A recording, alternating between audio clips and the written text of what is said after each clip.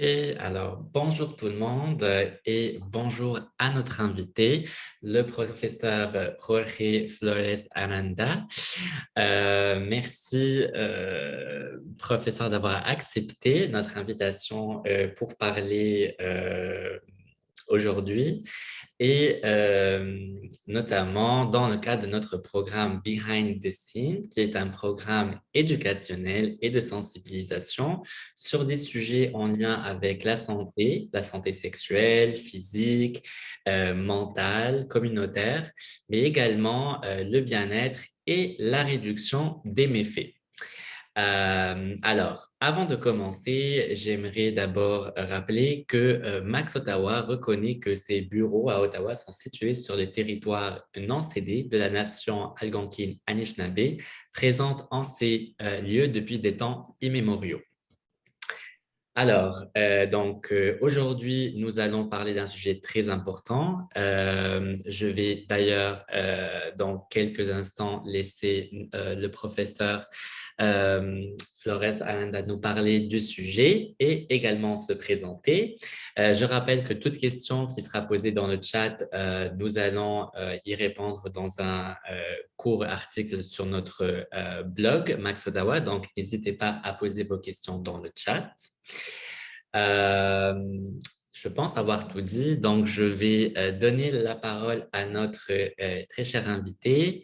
Euh, je vous laisse en parler et vous présenter. Merci beaucoup. Merci beaucoup. Merci pour la présentation et merci aussi pour l'invitation. Je suis très content de parler aujourd'hui de ces projets et de ces sujets qui est le chemsex. Donc oui, je suis professeur à l'École de travail social à l'Université du Québec à Montréal. Et je suis également titulaire de la chaire de recherche du Canada TRADIS, Trajectoire, Diversité, Substances, qui s'épanche particulièrement sur les trajectoires des consommations de substances parmi les personnes de la diversité sexuelle et la pluralité des genres. Donc, je suis moi-même un homme gay cisgenre. Je suis né au Pérou, donc j'habite au Québec depuis près de 24 ans, donc presque la moitié de ma vie. Et j'ai été appliqué en recherche depuis de nombreuses années, en fait, et je travaille avec ce qu'on appelle une perspective de recherche communautaire, c'est-à-dire que je collabore de façon assez étroite avec des organisations communautaires dans différents projets et également avec des personnes concernées par les sujets que j'étudie. Donc, ces personnes-là sont souvent aussi impliquées dans le projet dès le début et à toutes les étapes du processus de recherche. Donc, c'est une façon aussi de reconnaître le savoir expérientiel et les différentes formes de savoir aussi des personnes qui sont concernées par certaines situations. Donc, aujourd'hui, j'aimerais vous parler en fait du chemsex, mais aussi particulièrement d'un projet qui s'appelle PNP dans la diversité, qui est un projet, je vais partager l'écran pour vous montrer les objectifs du projet. Donc là, c'est un projet qui vise en fait à décrire les trajectoires des consommations de méthamphétamine et des substances associées à la consommation sexualisée, des sons de la diversité sexuelle et des genres et aussi des personnes non binaires, et également d'identifier leurs besoins en matière de services sociaux et de santé. Et à partir donc de la description de ces trajectoires et l'identification de besoins, donc on aimerait proposer des lignes directrices pour une meilleure prise en charge de ces populations. Parce qu'on sait en fait qu'actuellement, il y a des personnes de nos communautés qui consomment de la méthamphétamine, souvent dans un contexte de sexualité. Évidemment, ce n'est pas toutes les personnes qui consomment de la méthamphétamine qui ont besoin de services ou qui nécessitent une intervention, mais pour celles et ceux qui nécessitent donc des services ou des interventions, c'est important donc que les services sociaux et de santé puissent répondre de façon adéquate et puissent aussi accueillir de façon appropriée les personnes de la diversité sexuelle et la pluralité des genres. Donc, notre idée, c'est vraiment donc de documenter les trajectoires des consommations donc particulièrement des hommes et des personnes non binaires qui consomment de la méthamphétamine, voir leurs besoins en matière de services de santé et des services sociaux, et à partir de là, donc, proposer les lignes directrices. Je peux vous parler aussi un peu de la méthodologie du projet. Donc, on est parti avec l'idée de faire donc, ce qu'on appelle un Rapid Assessment Process, c'est-à-dire c'est une forme d'ethnographie, mais un peu allégée, c'est-à-dire qu'on peut être sur le terrain de différentes façons. C'est une méthodologie très souple qui permet de documenter des sujets qui sont peu abordés, qui sont encore peu traités de façon plus qualitative. Et comme je disais tantôt, c'est avec une approche de recherche communautaire. Donc, dans l'équipe de recherche, il y a 2 représentants d'organismes communautaires, mais il y a aussi un pair chercheur, donc une personne qui a un vécu expérientiel, qui fait partie également de l'équipe de recherche. Et on fait aussi des entrevues, donc c'est une dirigée qui dure environ 70 minutes auprès des hommes de la diversité sexuelle et des gens qui consomment ou qui ont consommé de la méthamphétamine au cours des 5 dernières années. Et on fait ensuite une analyse thématique. Et donc, pour aussi assurer un peu la robustesse des analyses, il y a 2 personnes qui codifient 20% du matériel pour s'assurer en fait qu'on n'a pas nécessairement des biais en termes d'interprétation donc des données. Actuellement, donc, on est encore donc, en processus de recrutement. On est en processus on a rencontré jusqu'à maintenant 63 personnes. Donc 63 personnes dans différentes régions. Donc on en a évidemment beaucoup à Montréal, mais on en a aussi à Québec, Laval, Longueuil, différentes villes des courants sud et nord de Montréal, mais également de la ville de Québec, Trois-Rivières, Drummondville. Donc il y a quand même une participation de personnes de différentes régions, ce qui dénote aussi que la consommation sexualisée de substances n'est pas uniquement un phénomène qui existe dans les grandes villes, mais qui existe un peu partout. Donc, évidemment, il est beaucoup plus facile de se procurer des substances aussi dans des grandes villes, mais ça n'empêche pas que dans des villes de taille plus petite, il y ait également de la consommation de méthamphétamines, mais aussi d'autres substances en contexte de sexualité. Je peux déjà, si vous voulez, aussi vous montrer quelques petites caractéristiques de l'échantillon. Donc, ici, il y a 61, j'ai dit 63 tantôt, mais on a 2 personnes pour lesquelles on n'a pas encore rentré les analyses. Donc, 2 entrevues qu'on a fait tout récemment, mais les analyses ici portent sur 61 personnes. Donc, comme je le sais, la plupart viennent de la région de Montréal. Mais il y a aussi presque 16% de la région de Québec et 12% des autres régions du Québec. La plupart se disent homosexuels, mais il y a aussi des personnes qui se disent bisexuelles, pansexuelles, queer ou d'autres orientations sexuelles. Il y a également presque 76% qui s'identifient comme une personne cisgenre, 6,3 comme personne non binaire, 4,8 comme personne genderqueer, 1,6 comme personne trans ou en questionnement et un autre 1,6 comme quelqu'un de bispirituel. Donc, il y a quand même une diversité assez intéressante quand même en termes de diversité des genres. Donc, voici de façon très générale, si on veut, le projet en question, la méthodologie et quelques caractéristiques principales de l'échantillon. Donc, je vais peut-être arrêter le partage pour qu'on puisse continuer notre conversation. Donc voilà, je crois que j'ai arrêté le partage. Oui, c'est bien. Oui, oui, oui, merci beaucoup. Ça nous donne vraiment une bonne idée de ce beau projet qui est encore en cours. Donc, vous êtes encore en train de recruter. Déjà, 63 personnes, moi j'ai trouvé ça vraiment énorme parce que c'est pas toujours aussi évident d'avoir des participants, surtout dans des études plus qualitatives, parce que ça, ce que vous faites, c'est qualitatif, hein, c'est pas quantitatif. Donc, Absolument. Mhm. c'est vraiment incroyable. Bravo vous et toute l'équipe qui fait le recrutement, c'est pas évident. Et donc, ça me pose justement, ça m'amène à vous poser deux questions. D'abord, pourquoi avoir choisi plutôt de mener une étude qualitative plutôt que une étude quantitative? Ça, c'est la première. Puis la deuxième, c'est surtout où est-ce que vous êtes allé, comment avez-vous pour recruter ces personnes? Deux. Mhm. Oui, pour la première question, en fait, on voulait aller voir l'expérience des personnes. Donc, on voulait plus comprendre quelle a été leur expérience en termes de consommation, mais aussi en termes d'utilisation de services.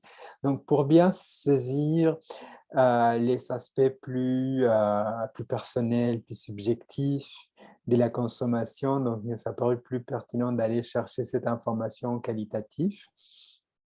Et puis, on voulait aussi entendre les gens. Même si, par exemple, un projet de recherche n'est pas un projet d'intervention, plusieurs personnes nous disent que puisqu'il n'y a pas beaucoup de services pour cette population, juste le fait de parler dans le cadre d'un entretien de recherche peut être aussi un élément qui peut faciliter une certaine introspection, une certaine prise de conscience de certains éléments associés à la consommation. Donc, on voulait aussi donc, offrir cet espace de parole, sachant qu'il n'y en a pas beaucoup. Et justement, on travaillait indirectement avec les personnes de la communauté, avec des personnes aussi qui ont vécu des expériences en lien avec la consommation. C'est ce qui est ressorti, c'est-à-dire ce besoin d'avoir un espace. Donc, même si, bien évidemment, on fait de la recherche et on ne fait pas de l'intervention dans ces projets en particulier, on s'est dit qu'en plus de bien documenter les aspects plus personnels et subjectifs, on allait aussi donner un espace de parole pour les personnes qui consomment de la méthamphétamine. Et pour la deuxième question, donc le recrutement s'est fait de façon assez variée. Donc, on a évidemment passé par des organismes communautaires, passé par des groupes de soutien comme Crystal Met Anonyme, passé aussi par les réseaux plus personnels de l'équipe, également du père chercheur impliqué dans l'étude, mais aussi par les réseaux sociaux, par des sites de rencontres. Donc, on a vraiment essayé de diversifier les différentes façons de recruter. Je pense que ça a apporté ses fruits. Mais je pense que l'élément le plus important qui nous a permis jusqu'à maintenant d'avoir quand même un échantillon assez conséquent est le lien de confiance qu'on a établi avec la communauté. Ça, c'est quelque chose de précieux pour moi parce que euh, on essaye de faire des recherches engagées, on essaye de s'engager aussi vers un changement social, de favoriser un changement social à partir des données de recherche. Et pour nous, c'est important donc d'établir de bons liens de confiance avec la communauté. Et je pense que le fait d'avoir un père chercheur, le fait de travailler en collaboration avec la communauté, ça a créé, ça a permis ces liens de confiance-là. Et donc, ça a permis qu'il y ait des gens donc, qui se sentent suffisamment à l'aise pour venir nous en parler. Parce que ce n'est pas évident donc, pour n'importe qui de venir de parler de quelque chose de très personnel, très intime. Et donc, je pense que le fait que justement, on a créé ce lien de confiance, ça a aidé. Puis, l'équipe a aussi été formée par les pairs chercheurs. Donc, l'équipe a été sensibilisée pour justement être en mesure de bien comprendre le phénomène, de pas faire, éviter de faire des faux pas. Donc, ils ont été formés sur un peu la culture, si on veut, la consommation de substances, pour justement être très respectueux aussi de la population. Ça, c'est super parce qu'on parfois on entend dans le milieu communautaire ou dans le milieu académique plus militant, on entend des reproches parfois aux chercheurs d'être déconnectés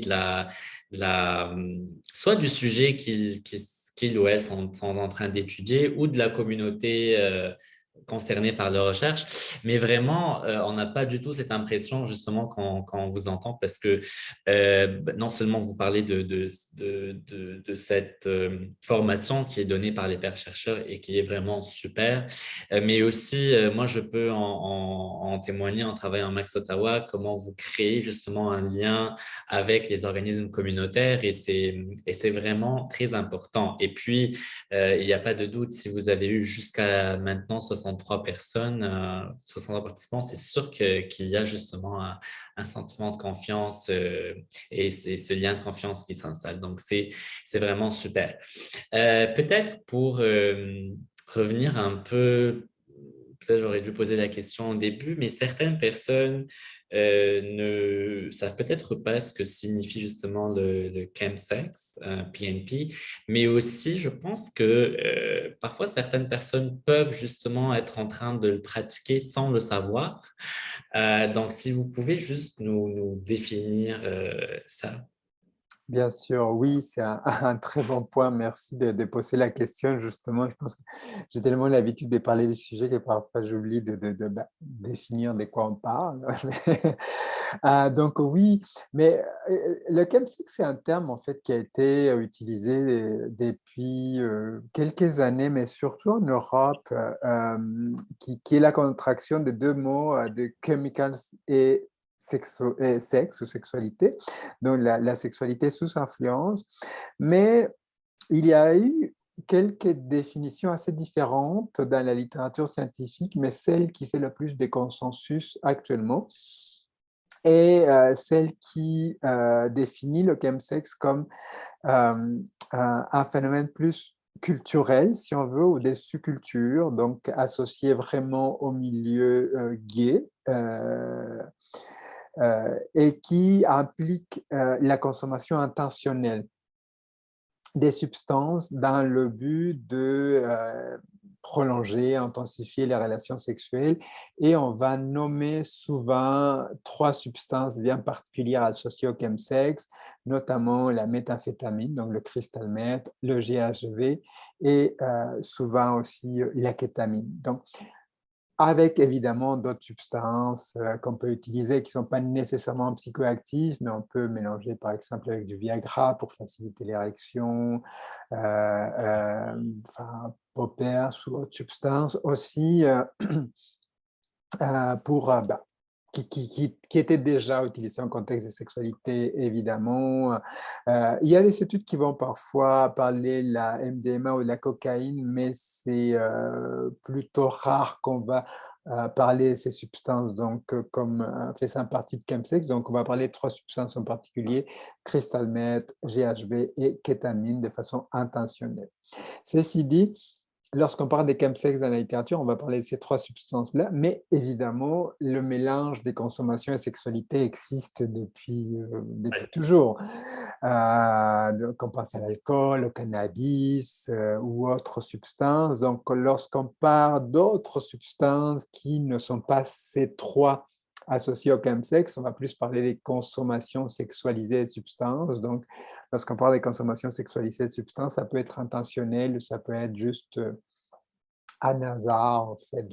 Voilà, je sors avec quelqu'un, on a pris quelques verres, on a fumé un joint, on a eu une relation sexuelle, ce n'était pas nécessairement intentionnel, mais on fait quand même la consommation sexualisée de substances. Donc, si on veut, les principaux éléments distinctifs du chemsex, donc c'est vraiment l'intentionnalité et ces trois substances qui sont impliquées, donc crystal meth, GHB et kétamine, notamment en Amérique du Nord. Après, en Europe, il y a notamment d'autres types de stimulants comme les catinones, qui sont l'équivalent à peu près de la méthamphétamine, mais qui produisent à peu près le même effet stimulant dans le système nerveux central. D'accord. Alors ça, c'est très intéressant parce que justement, j'allais vous poser des questions sur les substances associées que vous avez mentionnées au début. Mais c'est très intéressant justement parce que vous le mentionnez, ça nous arrive souvent qu'il y ait consommation, entre autres, par exemple, d'alcool et ensuite qu'il soit suivi de sexe. Mais c'est vrai que là, on parle de chemsex pour des substances bien précises. Est-ce qu'il y a une raison pour laquelle on fait un focus sur ces trois substances-là d'abord? Et ensuite, euh, ou alors je peux vous poser d'abord cette question pour ne pas vous mélanger. D'accord. Donc oui, en fait, il y a ces trois substances qui sont souvent mélangées parce qu'elles vont aussi produire des effets qui ont comme conséquence donc d'augmenter la libido, avoir plus de confiance en soi et évidemment permettre de prolonger les rencontres pendant plusieurs heures, voire même des jours éventuellement. Donc ça va désinhiber les gens, les rendre plus confiants, se sentir plus désiré, plus désirable. Donc, il y a beaucoup d'effets en fait associés à ces substances-là. Donc, la méthamphétamine le crystal meth va notamment donc donner l'énergie, désinhiber les gens, avoir plus de confiance. Le GHB va donc peut-être rendre les gens un peu plus sensibles aux aspects sensoriels, au toucher, plus de sensualité, alors que la kétamine va donner un peu une espèce des variétés assez courtes quand même et qui va donc aussi faciliter certaines rencontres sexuelles. Donc le mélange est parfois, peut être parfois évidemment intéressant pour des gens qui cherchent à prolonger, à intensifier les rencontres sexuelles. Évidemment, l'exploration de la sexualité sous consommation n'est pas mauvaise en soi, évidemment, et je pense que une bonne partie de la population, comme je sais, a fait l'expérience de la sexualité sous l'effet de n'importe quelle substance. Donc, je pense qu'on s'est surtout penché sur la question du chemsex, notamment récemment la présence du crystal meth, qui est souvent une substance qui peut rapidement donc, causer une certaine dépendance, qui peut aussi donc avoir des effets sur l'organisme en raison de sa toxicité. Donc, en termes de santé, on s'est beaucoup penché sur cette substance-là en particulier. Par sa puissance, en fait. La puissance du crystal meth est très importante comparativement à d'autres stimulants. Donc, comparativement à la cocaïne, par exemple, elle va être presque 16 fois plus puissante en termes de réaction de dopamine dans le cerveau. Donc, c'est sûr que c'est notamment en raison de la présence de la méthamphétamine quand c'est comme tout à coup penché aussi sur la question. Et il faut dire aussi que souvent la santé publique s'est intéressée là-dessus parce qu'ils ont observé des conséquences donc, sur la santé, notamment des ITSS ou le VIH ou d'autres conséquences associées sur la santé, qui sont évidemment des problèmes sur lesquels il faut se pencher. Mais peu d'études s'intéressent encore donc justement aux motivations de la consommation et aux aspects plus culturels, plus expérientiels de la consommation, au-delà de conséquences. Donc, je pense qu'il faut bien comprendre aussi les raisons pour lesquelles des personnes consomment ces substances-là pour bien répondre aussi, bien répondre à leurs besoins, mais bien répondre aussi à peut-être certains enjeux que les personnes vivent et qui sont parfois associés à leur consommation. D'accord, d'accord. C'est c'est très bien expliqué. Merci beaucoup. Euh, donc, donc, on parle beaucoup des effets de ces substances-là. Est-ce que quand vous parlez d'intentionnalité, mais aussi de GHB, qui est connu comme étant justement la drogue du viol, est-ce que la question du consentement dans le chemsex se pose souvent, tout le temps? Mhm. Oui, c'est une très bonne question, en fait. C'est une très bonne question. C'est vrai que ben, souvent, le GHB va être parfois appelé la drogue du viol, effectivement. Mais souvent, enfin, en contexte, c'est comme ça que les gens vont utiliser à des doses qui ne sont pas nécessairement les mêmes qui sont utilisées dans les cas d'agression sexuelle. Mais il y a aussi des cas de surdoses de GHB et des cas aussi donc, ce qu'on appelle des G-hole, donc les gens vont vraiment un peu perdre la carte à cause d'une forte consommation de GHB. Et la question du consentement, elle est peu abordée dans la littérature scientifique sur le chemsex. Il y a quelques études, mais il n'y en a pas énormément. Et c'est intéressant, cette question-là, parce que justement, dans l'étude qu'on est en train de mener actuellement, on est en train de procéder à des analyses des données. Ce sont évidemment des analyses préliminaires pour le moment, mais beaucoup de personnes abordent justement le fait que, beh, il arrive relativement fréquemment que dans un contexte de chemsex ou de party and play, les gens aient consommé beaucoup et qu'il y ait des périodes où ils ne se rappellent de rien, ou qu'il y ait des périodes ou des situations où ils pensent avoir été victimes d'agressions, ou des personnes aussi qui, sans leur consentement, ont été filmées et ensuite la vidéo a été diffusée sur le web. Donc, il y a énormément d'enjeux en lien avec le consentement, évidemment, et je pense que ça, c'est oui, évidemment, il y a quelque chose à travailler là-dessus pour, dans une optique peut-être des réductions de méfaits, justement sensibiliser les personnes qui font du chemsex à aborder les notions de consentement peut-être avant, ou peut-être, tu sais, on sait que la notion de consentement, elle est quand même on continue, c'est-à-dire que, beh, on peut consentir à une pratique et ensuite peut-être qu'on n'en consente plus, et cetera. Mais dans un contexte de consommation, c'est sûr que les, on n'est pas nécessairement toujours en mesure de consentir.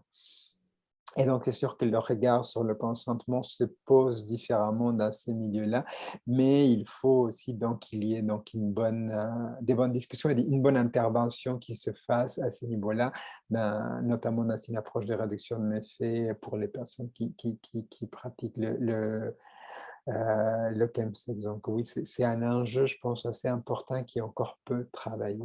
Mm. D'accord. Ben justement, c'est très intéressant. J'espère qu'il va y avoir des recherches là-dessus dans le futur parce que, comme vous le dites, c'est important de comprendre justement la culture, en tout cas là, en l'occurrence, une sous-culture et les codes qui existent à l'intérieur, entre autres aussi pour que l'intervention en réduction des méfaits soit plus efficace.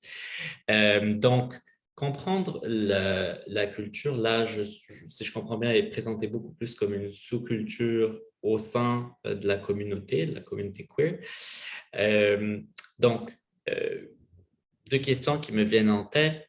Euh, les personnes hétéros ne sont pas forcément concernées beaucoup par le chemsex. Bon, ou alors c'est pas vraiment, on peut pas ou alors on parle pas de culture. Ça serait ma première question. Et la deuxième, quand vous dites justement, euh, quand vous évoquez la santé publique et l'approche plus orientée vers les ITSS plutôt que vers comprendre la communauté, qu'est-ce que vous voulez dire par ça? Oui. Donc, effectivement, la définition actuelle du chemsex cible notamment un aspect très sous-culturel, évidemment, mais ça ne veut pas dire qu'il n'y a pas des personnes hétérosexuelles qui pratiquent une forme de consommation sexualisée, parfois même intentionnelle, de façon très comparable à celle qu'on appelle le chemsex dans la communauté queer.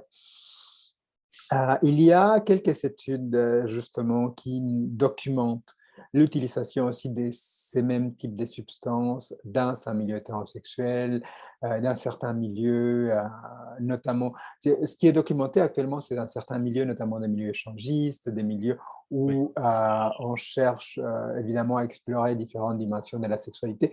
Ça ne veut pas dire non plus que ça n'existe pas dans d'autres milieux hétéros, mais c'est simplement que ce qui est documenté actuellement, c'est surtout dans ces milieux-là.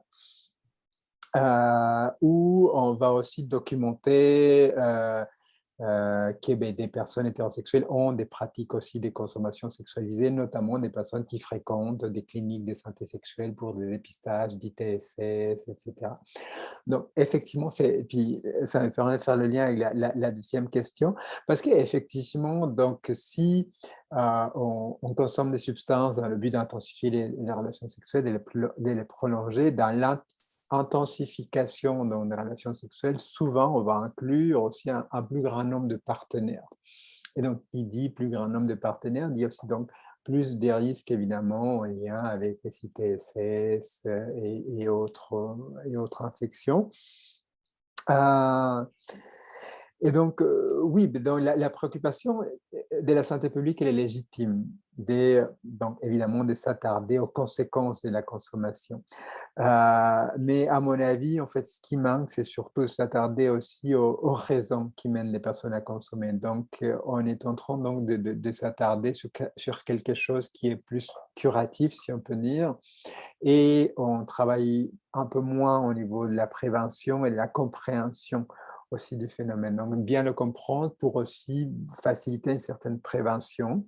Une prévention qui, évidemment, ne devrait pas non plus stigmatiser les personnes qui consomment, ni dire vous ne consommez pas parce que c'est mauvais, parce que, bah, je veux dire, ce n'est pas une raison, et de dire qu'est-ce qui est bon et qu'est-ce qui est mauvais, personne ne le sait. Mais plutôt dans une optique d'informer et que les gens puissent faire un choix éclairé, sachant aussi les différentes possibilités, les différentes conséquences, etc. Donc, oui, à mon avis, ce qui manque actuellement, c'est aussi un peu plus de prévention en lien avec la consommation sexualisée, prévention en lien avec la consommation, peut-être la consommation de certaines substances, dont la méthamphétamine, par exemple, ou des préventions en lien aussi avec certains dangers, comme justement les questions associées au consentement sexuel. Donc, je pense qu'il y a beaucoup de sujets qui pourraient être abordés en amont avant qu'il y ait certains soucis de santé. Absolument. Donc une prévention pour d'abord justement bien expliquer aux personnes intéressées ou concernées ce qu'est le chemsex, ce qu'il peut apporter, et puis une consommation qui serait plus sécurisée et une pratique plus sécurisée, plus consentante. Donc ça, c'est très important. Est-ce que, est-ce que selon vous, une des raisons pour lesquelles bon, il y a des problématiques liées au chemsex, ça serait que justement les substances dont il est question sont techniquement non légales. Est-ce que ça fait que la consommation pourrait être moins sécurisée, justement? On avait l'exemple dans le passé avec le cannabis, comment la consommation se faisait avant versus après la légalisation. Est-ce que vous pensez que ça joue un peu beaucoup, je ne sais pas? Mhm. Oui, absolument. Je pense que oui. Comme pour toute autre population qui consomme des substances d'ailleurs, je crois que le fait qu'il y ait des substances qui soient considérées comme illégales, de un, stigmatise la population qui consomme, de deux, les met à risque aussi d'être judiciarisés. Et ensuite, il y a aussi des risques pour la santé, c'est-à-dire qu'en étant une substance illégale, donc il y a moins de possibilités pour les gens, par exemple, d'aller tester leur substance. On a vu récemment des cas, par exemple, des contaminations avec du fentanyl, de certaines substances qui étaient plutôt des stimulants. Donc parfois, on voit que il y a même donc certaines contaminations, sans doute accidentelles, des substances avec des opioïdes. Donc, lorsqu'on vit une crise de surdose au Canada. Et donc, oui, je pense que la situation illégale des substances affecte l'ensemble des personnes qui consomment des substances, incluant évidemment les personnes qui pratiquent le chemsex. Donc, minimalement une décriminalisation de la possession de substances, déjà aller vers une certaine stigmatisation des personnes, réduirait le risque évidemment de judiciarisation, mais aussi faciliterait l'accès à certains services, notamment des services d'analyse des substances, pour que les gens puissent aller faire tester, par exemple, leurs substances pour voir s'il y a de substances dangereuses, des substances qui ne seraient pas consommées. Dans un contexte de chemsex, c'est sûr que des services de type d'analyse des substances seraient plus compliqués parce qu'il faudrait donc que les gens aillent faire tester leurs substances donc avant d'aller dans un sex party, par exemple. Mais je sais qu'il y a par exemple des organisations qui font du travail de terrain, de reaching out, par exemple, qui vont dans des parties, etc. Et qui donc pourraient éventuellement aussi offrir ce type de service-là s'ils savaient évidemment euh, les, euh, les techniques pour le faire, les machines pour le faire, mais aussi actuellement, ça prend une exemption des Santé Canada Ah, pour que les organismes communautaires ou n'importe quelle organisation puisse offrir ce type de service-là parce que on est en train de manipuler, entre autres, c'est une des raisons, mhm. des substances qui sont des substances contrôlées par la loi donc sur les drogues et autres substances. Donc, D'accord, c'est vraiment intéressant. Je n'avais pas cette dernière information personnellement, mais c'est vraiment intéressant. Et puis, vous mentionnez justement les surdoses, le mélange, malheureusement, avec le fentanyl. Et ça me rappelle justement le dernier exemple en tête de la Colombie-Britannique qui, face aux surdoses, a amorcé justement un processus de décriminalisation. Donc, peut-être ça prend du temps, mais parfois les autorités publiques écoutent et j'espère que écouteront davantage les recherches comme la vôtre. Donc, deux dernières questions. Vous mentionnez, même si bon, votre recherche est encore en cours, mais je suis sûr que vous avez une idée un peu de la littérature et même votre expérience dans la recherche. Selon vous, donc d'abord, quels seraient les besoins en matière de services sociaux et ou de santé qui n'existent pas encore et qui devraient exister si vous aviez à citer quelques-uns? mhm. Oui, ben, en fait, il y a presque tout qui est à faire, en fait. Au niveau des services, c'est un peu malheureux. Il y a beaucoup d'initiatives, par contre, c'est-à-dire beaucoup d'initiatives, surtout communautaires, d'initiatives de pairs, des personnes qui ont vécu l'expérience, qui se mobilisent donc pour offrir quelque chose.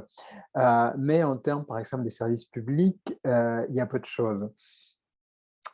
Donc, on sait que, par exemple, quelqu'un qui consomme et qui a besoin donc d'un service parce qu'il a développé une dépendance, souvent, la personne n'a plus de ressources économiques ou a très peu de ressources économiques. Donc, c'est difficile de aller voir, par exemple, des professionnels privés ou aller dans des Oui. centres de thérapie privés qui coûtent très cher. Donc, ils vont se tourner évidemment vers les services publics, donc les centres de réadaptation en dépendance qui sont parfois difficiles d'accès parce qu'il y a parfois évidemment des listes d'attente, etc.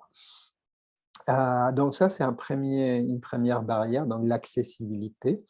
Une deuxième barrière, une fois qu'on a accédé à des services, c'est la compréhension du phénomène. Donc, on a peu de connaissances sur le phénomène, on ne sait pas nécessairement qu'est-ce que c'est que le chemsex et comment on intervient. Et lorsqu'on parle des chemsex, on parle évidemment de sexualité qui est liée à la consommation de substances. Or, la sexualité est très peu, voire pas abordée dans les services en dépendance d'un côté.